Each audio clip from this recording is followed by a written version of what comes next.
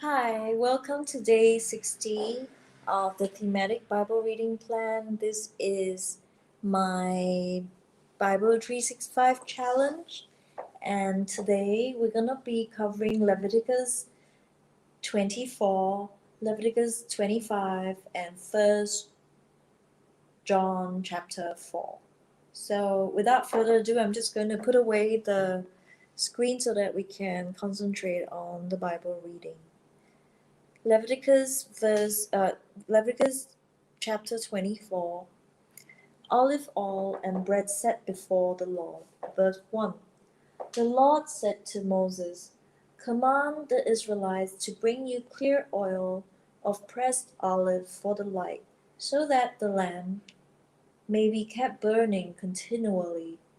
Outside the curtain that shields the ark of the covenant law in the tent of meeting, Aaron is to tend the lamps before the Lord from evening till morning continually. This is to be a lasting ordinance for the generations to come. The lamps on the pure gold lampstand before the Lord must be tended continually. Take the finest flour and bake 12 loaves of bread, using 2 lengths of an ephah for each loaf. Arrange them in 2 stacks, 6 in each stack, on the table of pure gold before the Lord. By each stack, put some pure incense as a memorial portion to present the bread and to be a food offering presented to the Lord. This bread is to be set out before the Lord regularly, Sabbath after Sabbath, on behalf of the Israelites, as a lasting covenant. It belongs to Aaron and his sons, who are to eat it in the sanctuary area, because it is the most holy part of their perpetual share of the food offerings presented to the Lord. A blasphemer put to death. Verse 10. Now the son of an Israelite mother and an Egyptian father went out among the Israelites, and a fight broke out in the camp between him and an Israelite. The son of the Israelite woman blasphemed the name with a curse, so they brought him to Moses. His mother's name was Shelomith, the daughter of Dibri the Danite. They put him in custody until the will of the Lord should be made clear to them. Then the Lord said to Moses, Take the blasphemer outside the camp. All those who hurt him are to lay their hands on his head, and the entire assembly is to stone him. Say to the Israelites, anyone who curses their God will be held responsible. Anyone who blasphemes the name of the Lord is to be put to death. The entire assembly must stone them, whether foreigner or native born. When they blaspheme the name, they are to be put to death. Anyone who takes the life of a human being is to be put to death. Anyone who takes the life of someone's animal must make restitution, life for life. Anyone who injures their neighbor is to be injured in the same manner, fracture for fracture, eye for eye, tooth for tooth. The one who has inflicted the injury must suffer the same injury. Whoever kills an animal must make restitution, but whoever kills a human being is to be put to death.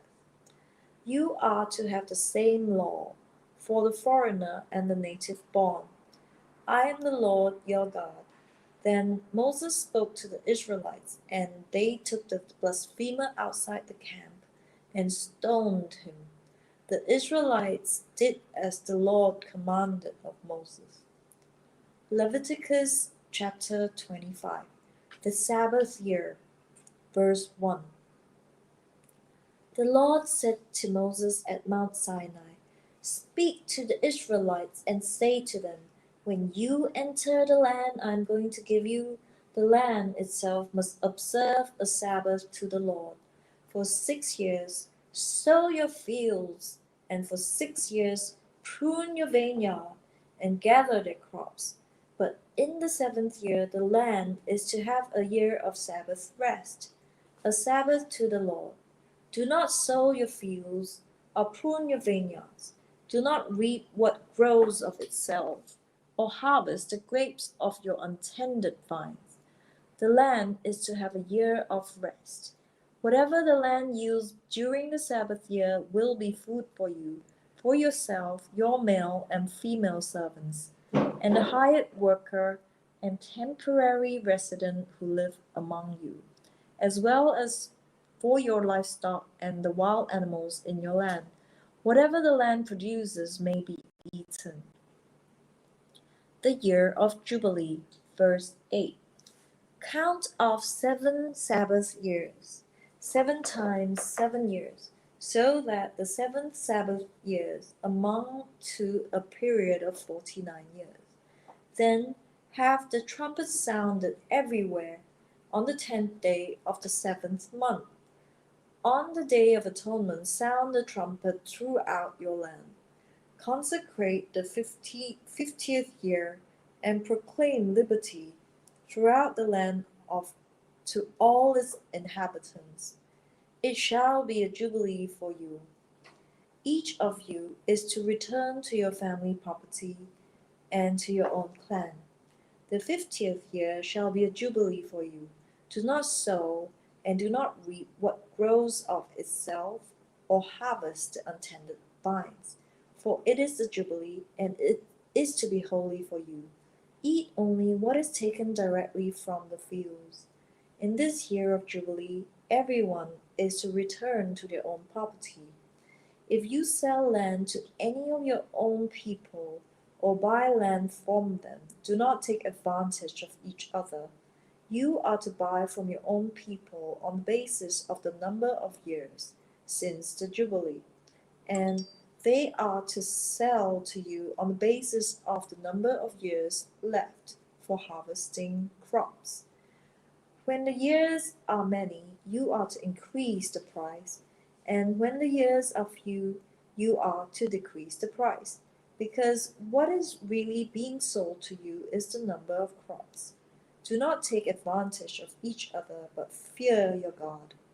I am the Lord your God. Follow my decrees and be careful to obey my laws, and you will live safely in the land. Then the land will yield its fruits, and you will eat your fill and live there in safety. You may ask, what will we eat in the seventh year if we do not plant or harvest our crops? I will send you such a blessing on the 6th year that the land will yield enough for 3 years. While you plant during the 8th year, you will eat from the old crop, and will continue to eat from it until the harvest of the 9th year comes. The land must not be sold permanently, because the land is mine, and you reside in my land as foreigners and strangers. Throughout the land that you hold as a possession, you must provide for the redemption of the land. If one of your fellow Israelites becomes poor and sells some of their property, their nearest relative is to come and redeem what they have sold. If, however, there is no one to redeem it from them, but later on they prosper and acquire sufficient means to redeem it themselves, they are to determine the value for the years since they sold it, and refund the balance to the one to whom they sold it. They can then go back to their own property, but if they do not acquire the means to repay, what was sold will remain in the possession of the buyer until the year of Jubilee. It will be returned in the Jubilee, and then they can go back to their property. Anyone who sells a house in a walled city retains the right of redemption a full year after its sale. During that time the seller may redeem it. If it is not redeemed before a full year has passed, the house in the walled city shall belong permanently to the buyer and the buyer's descendants. It is not to be returned in the Jubilee. The houses in villages throughout walls around them are to be considered as belonging to the open country. They can be redeemed, and they are to be returned in the Jubilee. The Levites have always the right to redeem their houses in the Levitical towns which they possess. So the property of the Levites is redeemable, that is, a house sold in any town they hold, and is to be returned in the Jubilee, because the houses in the towns of the Levites are their property amongst the Israelites.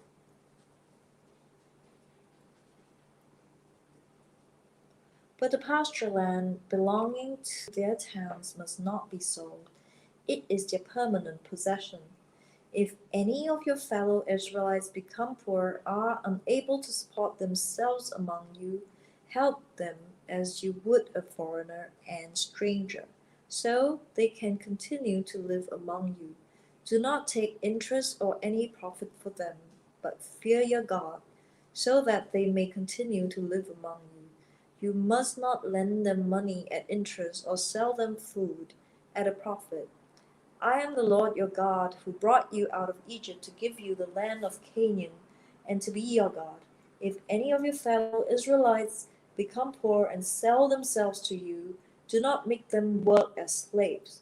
They are to be treated as hired workers or temporary residents among you. They are to work for you until the year of Jubilee. Then they and their children are to be released, and they will go back to their own clans and to the property of their ancestors. Because the Israelites are my servants, whom I brought out of Egypt, they must not be sold as slaves. Do not rule over them ruthlessly, but fear your God. Your male and female slaves are to come from the nations around you. From them you may buy slaves. You may also buy some of the temporary residents living among you, and members of their clans born in your country, and they will become your property. You can bequeath them to your children as inherited property, and they can make them slaves for lives. But you must not rule over your fellow Israelites ruthlessly.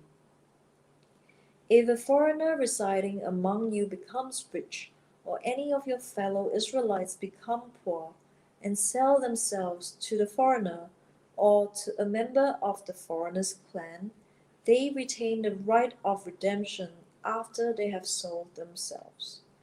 One of their relatives may redeem them. An uncle or a cousin or any blood relative in their clan may redeem them. If they prosper, they may redeem themselves.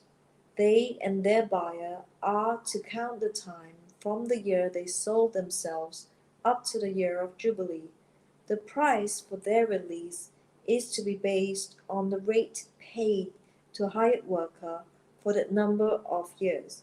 If many years remain, they must pay for their redemption a larger share of the price paid for them. If only a few years remain until the year of Jubilee, they are to compute that and pay for their redemption accordingly. They are to be treated as workers hired from year to year. You must see to it that those to whom they owe service do not rule over them ruthlessly. Even if someone is not redeemed in any of these ways, they and their children are to be released in the year of Jubilee. For the Israelites belonging to me as servants, they are my servants whom I brought out of Egypt. I am the Lord your God. 1 John chapter 4, on denying the incarnation. Verse 1. Dear friends, do not believe every spirit, but test the spirits to see whether they are from God, because many false prophets have gone out into the world. This is how you recognize the Spirit of God. Every spirit that acknowledges that Jesus Christ has come in the flesh is from God, but every spirit that does not acknowledge Jesus is not from God. This is the spirit of the Antichrist, which you have heard is coming, and even now is already in the world. You, dear children, are from God and have overcome them, because the one who is in you is greater than the one who is in the world. They are from the world and therefore speak from the viewpoint of the world, and the world listens to them. We are from God, and whoever knows God listens to us, but whoever is not from God does not listen to us. This is how we recognize the spirit of truth and the spirit of falsehood. God's love and ours. Verse 7. Dear friends, let us love one another, for love comes from God. Everyone who loves has been born of God and knows God. Whoever does not love does not know God, because God is love.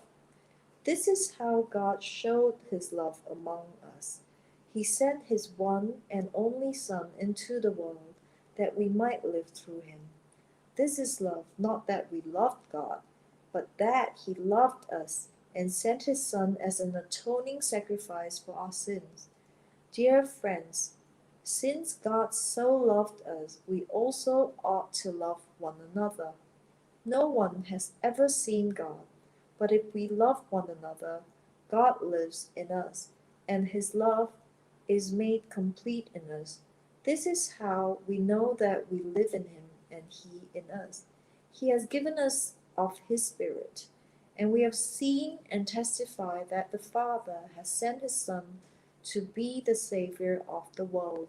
If anyone acknowledges that Jesus is the Son of God, God lives in them and they in God. And so we know and rely on the love God has for us. God is love.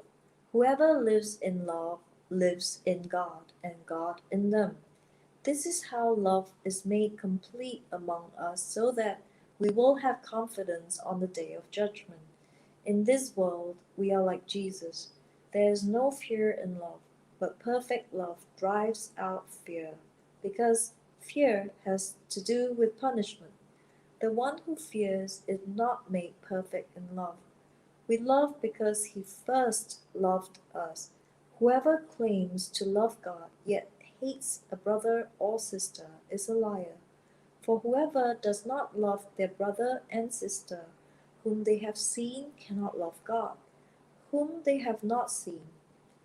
And he has given us this command: anyone who loves God must also love their brother and sister.